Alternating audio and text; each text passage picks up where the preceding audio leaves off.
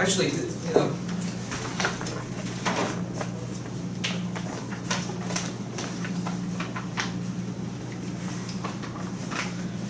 okay, so thank you all for coming to our live broadcast here in the library. So how to make, how to give English presentations. And today is our last week, actually. We have 5 sessions. Today is the 5th session, and after today we finish our workshop. Now, since most of you here in the audience are new, and maybe those of you who are watching, maybe you are new as well, so I will start by giving you all some review, okay, some basic review of the things we've covered in the past 4 weeks. Now, the first week was our general introduction. We talked about presentations. We talked about giving presentations and public speaking in general. Okay? Overall, what are the big things you need to know about public speaking? The first big question that we asked was, what is public speaking? What is public speaking? It's very easy to imagine that public speaking is like a teacher in class, or during a product launch online when we watch tech companies give their presentations. It's easy to imagine public speaking like giving a TED talk. But actually, the heart of public speaking is not always one person, big audience. Not always. Probably for most of you who are watching, your first big act of public speaking after you graduate is your job interviews. That is probably the first thing. And we don't think about it in this way. We don't think of public speaking as a meeting or a job interview. But actually that is the most common form of public speaking. We define it as presenting your public self, right, in public, to people who are not friends and family. In a professional setting or in a public setting, you have to speak. So communication in this form. Okay, so let's try to think about public speaking in a new way. Okay? It's not just teaching. It is not just giving a lecture or giving a talk. It is not just presenting a product or giving a report. It is also, at its core, communication, even if it's only between 2 people. Okay, even if it's only between 2 or 3 people, it is still some form of public speaking. And the basic idea that I want to reinforce, and I want to say again, is that public speaking is very difficult. Okay? It is very hard. It is very challenging. And its goal is simple. You need to communicate effectively. Okay? Communicate effectively. And what does that mean? That means it doesn't matter. It doesn't matter how good your slides are. It doesn't matter how good your language abilities are. If you cannot get your point across to your audience, it doesn't matter. It's not a successful communication. Okay, is that clear? That you have to be able to communicate. Also very important to remember is that there is no possible way for you to communicate with everyone perfectly all the time. Okay, that is simply impossible. We don't have this kind of communication with our family, right? There are always some kinds of miscommunication or misunderstanding between family and friends. So of course, in public speaking, it's impossible to reach everyone all the time perfectly. That's simply not possible. So you have to lower your expectations. Right? You really have to lower your own expectations and understand that this is not going to happen. Okay? You have to reach your audience to the best of your ability. Okay, so don't have so much pressure. The third thing that we talked about in the first week is that when you are speaking in public, it's very normal to be very nervous, to be very, very anxious. It's very, very normal. And the first thing we have to understand is, why is it normal? Why is it normal to be anxious? Well, because when you are on stage, and those of you who have, most of you have been on stage before, most of you have, you are in a position to be judged. Okay, this is a very vulnerable position. You have to hold, you have to attract and hold the audience, okay, and the attention of your audience. And then you are in a position to be judged. Those of you sitting, you are not in a position to be judged, right? The attention is not on you, it's on me. So I am in a vulnerable position. Okay? I'm in the weak position, so to speak. With power comes responsibility.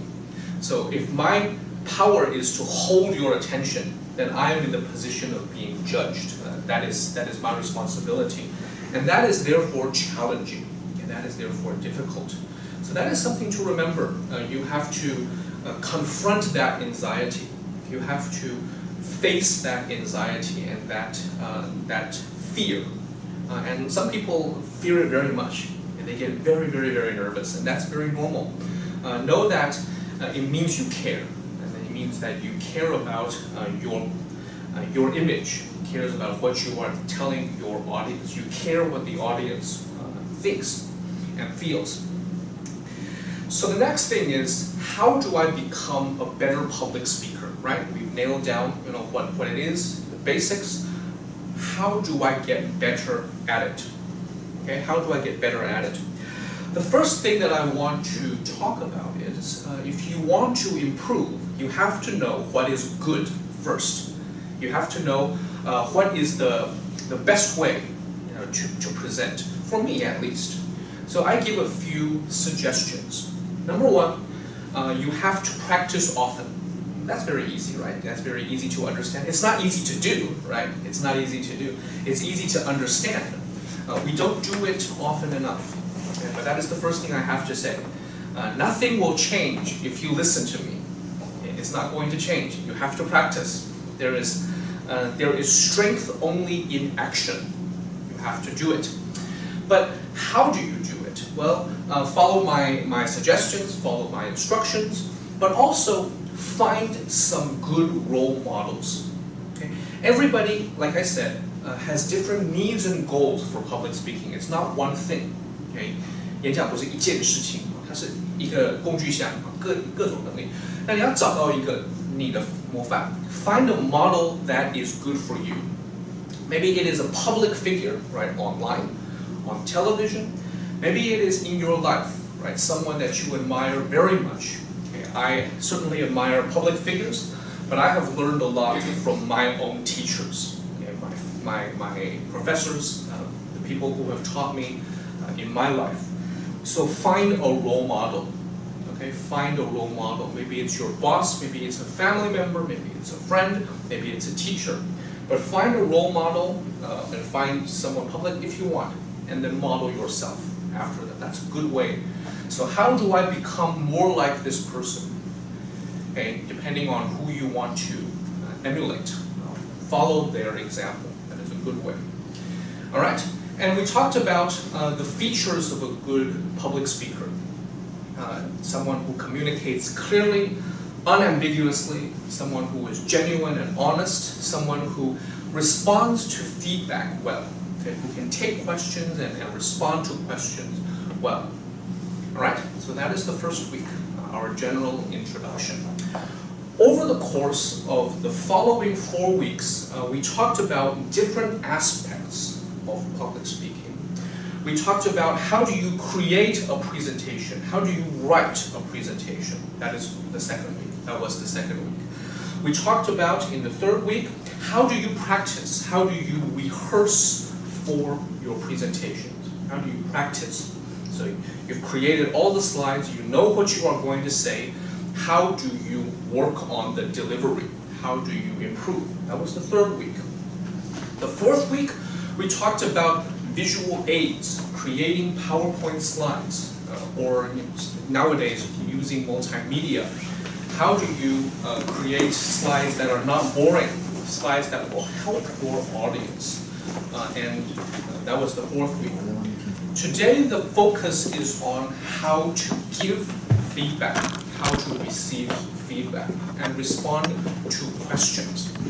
And that is probably the most difficult part in presentations. You can practice everything, you can present well, you can do everything in your ability to make your one-sided communication a success. But when you are receiving feedback, or when you build a conversation during the Q&A, that can be very nerve-wracking. Okay? That can be very anxiety-inducing. It's a scary experience, trust me. So today we will talk, when we get to the part on feedback, we will talk about two things.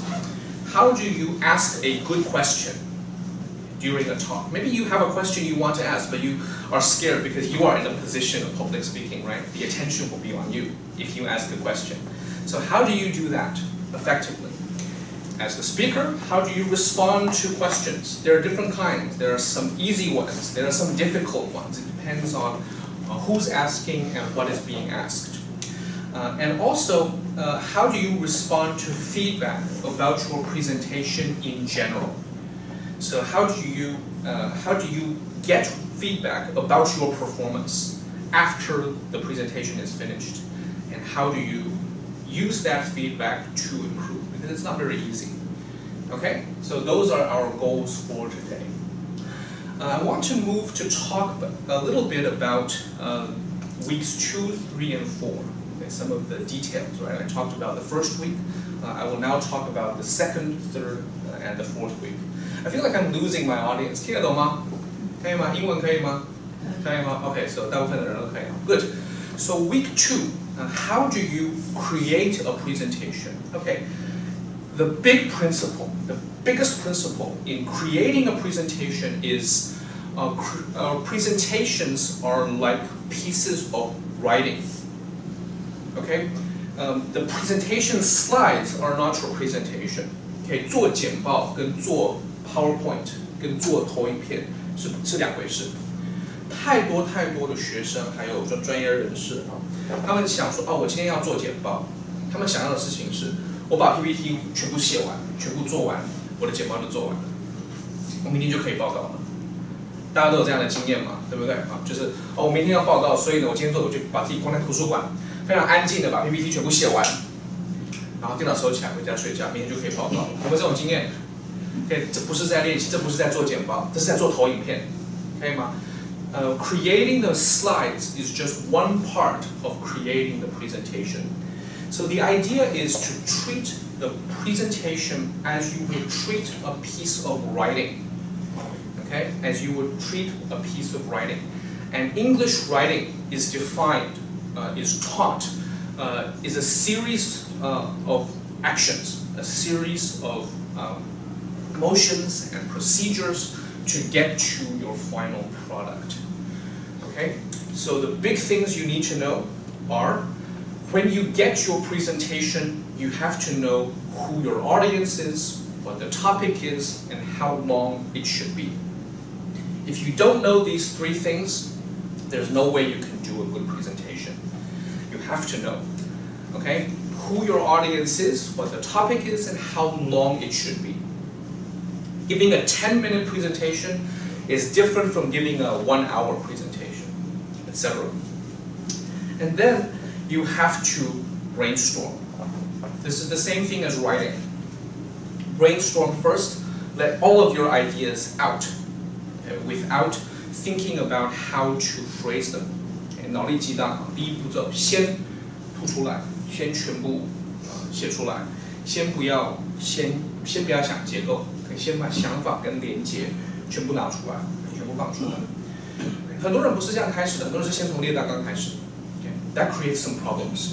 That creates some problems in my experience. You have to let your ideas out first. Then you cluster. You put ideas together. You cut out certain parts. You build, the ideas, and then you outline. And then you outline. Don't ignore the first few steps. Okay? That can be not so good. It won't be disastrous, but it's not the best idea. So after you finish your outlining, then you draft. And when I say draft, I mean you write the PowerPoint slides, and then you practice delivering them. You speak them out loud in your room, in a place where it's convenient to speak. So if you ever see me, normally I don't do this, but if you see me in a coffee shop and I'm talking to myself, I'm practicing my presentation. Okay? People will not think you're weird. Maybe they'll think you're weird, but that's okay. 不要管他们，对不对？ Okay, you can talk to yourself or have someone with you, but practice delivering the slides. 我做老师，我最不喜欢就是学生 PPT 做完了，很显然的没有练习讲过，有些字不会发音，明明就是 PPT 上的字，为什么你不会发音？对不对？没有道理嘛。Yeah, I don't like this at all. It comes across as very strange to me. Yeah, so practice your delivery and then edit. Okay, draft, practice. 所以我说草稿的部分其实是练习的一部分，练习讲的一部分。And then edit 4 times. This is my experience. 如果没有很重要 ，edit once. OK? 也许有些报告没有那么重要嘛。如果是你的自我介绍，求职面试的自我介绍，至少要练10次吧。Yeah, repeat. The more important it is, work harder at it. Okay, clear? 清楚吗? Okay, very good. Edit. Okay, and then ask for comments from someone you trust. Okay, and then keep practicing. Okay, so 再讲一次，做简报不是做投影片，两回事。做投影片只是中间的一个步骤而已。然后呢，在做的过程当中就要练习讲一次。中文也好，英文也好，都一样，都要练习讲一次。OK， 你讲出来的过程才是简报。投影片不是简报，它是简报档。OK， 它不是这个最后的这个成品。然后呢，要不断的修改，把简报的过程当做写作的过程。练习简报的方式呢，就像你练习托福口试的这种托福口说部分、雅思口说部分这样一样的东西，不断的练，越练越熟，这个是重要的，可以吗 ？Week 2讲完。How do you rehearse？ 所以你把 PPT 全部都完成了，对不对？你也知道自己该讲什么了。可是站到台上是不一样的，对吧？站到台上是不一样的。Okay, how does a person rehearse? The important thing you really have to remember about rehearsing is that it will never be perfect. It will never be perfect. It will not come out the way you want when you are on stage. There will always be some kind of problem. Okay, and sometimes the problems have absolutely nothing to do with you. Let's start with your audience. There are things about your audience that you will feel is absolutely terrible. You will feel that some audience just doesn't pay attention. Maybe they're using their cell phone, right? Maybe they're chatting, right? Maybe they're distracting you. Maybe they get up and they walk out, right? Or maybe they walk in, whatever. Yeah. The important thing to remember for all of you when you're presenting, now or in the future, unless the person is very important. So unless it's the boss, like sitting or you're just one-on-one in a meeting and something happens, or else about 90% of what is happening in the room, they have nothing to do with you. It has nothing to do with you. Okay? 我看到学生在滑手机的时候，我的第一个反应是，学生就是不认真啊，就不听我讲的不好啊什么的，各种想法，通常都不是。It's just maybe that they're bored, or maybe there are all kinds of problems in their lives, right? There are all kinds of problems. For instance, maybe their pet is sick. Maybe they're in an argument with their spouse. Maybe their boss is calling them. Okay? 我们很容易去替别人想，就说别人一定是因为我不好，所以造成这样。通常你没有这么重要。You're not that important. Yeah. Your presentation is also not that important. Okay? So don't be offended by these problems, okay? Unless it's a persistent thing, unless it's a persistent problem, or unless you are in a position of power. Okay? If you're a teacher, that's a position of power. But if you're not, it really has nothing to do with you. Okay? It's not your problem. Okay, so let it go. That's the first thing you have to have in mind when you are rehearsing. When it comes to rehearsal, I want to give you a few suggestions. Number one, you have to remember something important. Your physical actions reflect your psychology. Okay, so your body gestures will show how you feel inside. Is that clear? So if you are nervous, you have posture that is more weak posing. Now, that is natural. That is very normal. We all do it. But the science shows that your physical can impact your psychology too. 听不懂吗？听得懂吗？可以吗？好，就是心理会被生理影响，可是反过来，你的生理会影响你的心理。So effectively force yourself into a power pose. Okay, so stretch out, right? Or use power gestures, right? In the restroom before you get on stage. If you're really nervous. 在台上比较没有那么好啦. It's kind of weird, right? You shouldn't do that on stage. But when you are in the restroom, put a power pose. Yeah, so psych yourself up. 很多时候学生会用的方式是跟自己讲我不紧张，我不紧张，我不紧张，对不对？不要紧张，不要紧张。That's not helpful. OK， 没有用。或者说想象它是一个玉米田，想象你在跟就是一群南瓜，或者你有没有听过一群牛？我们听过这样讲吗 ？It doesn't work. 没有用。谁会在南瓜田里面演讲？没有人嘛，这个不可能可以想象。It doesn't work. Don't do it. It doesn't work. What you should do is confront. Accept that you are nervous. Accept that it's very normal. Okay, put on a power pose in the restroom. I do it all the time. Not now anymore. 这样教课我不需要每天这样做。我已经I upgraded slowly. But when I was younger, before big presentations, before being on stage, before big tests, I do the same. I go to the restroom, and then I assume a power pose. I also eat a chocolate bar.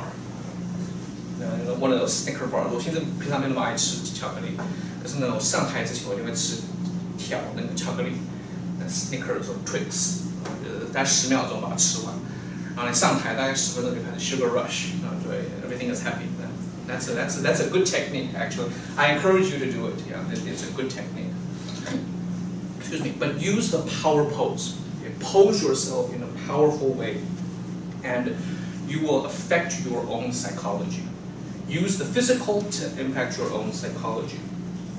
As you are rehearsing, one of the biggest things you can do is to mirror yourself. Okay, so use a camera, or at the very least start by using a mirror. We don't do this often enough. We don't understand how we are presented, what we look like on stage. Before I used the live broadcast, there are some things I also didn't notice. Now when I look at the videos, I sort of understand there are some things that I do that I have gotten accustomed to. But record yourself before a big presentation. Imagine the real situation, record yourself, just do it. It works. Okay, and then if you see yourself in a more objective way, you can let go of certain things. You can adjust and you can let go of certain things. Alright? Please do it.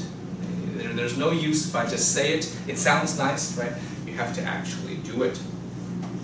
Find someone to practice with, have them record you, and give you feedback as you work. And then, when you are actually on the ground, when you are actually, on the ground means you're about to take off, right? You are here, you are ready. What can you do to overcome anxiety? I think we should take a break before I go on. Is that right, Boxun? We should take a break. So let's take a break for 5 minutes, and I'll tell you some of the bigger techniques you can use to overcome anxiety when you are actually here, when you are actually about to present. All right? Let's take a break, everyone. Thank you.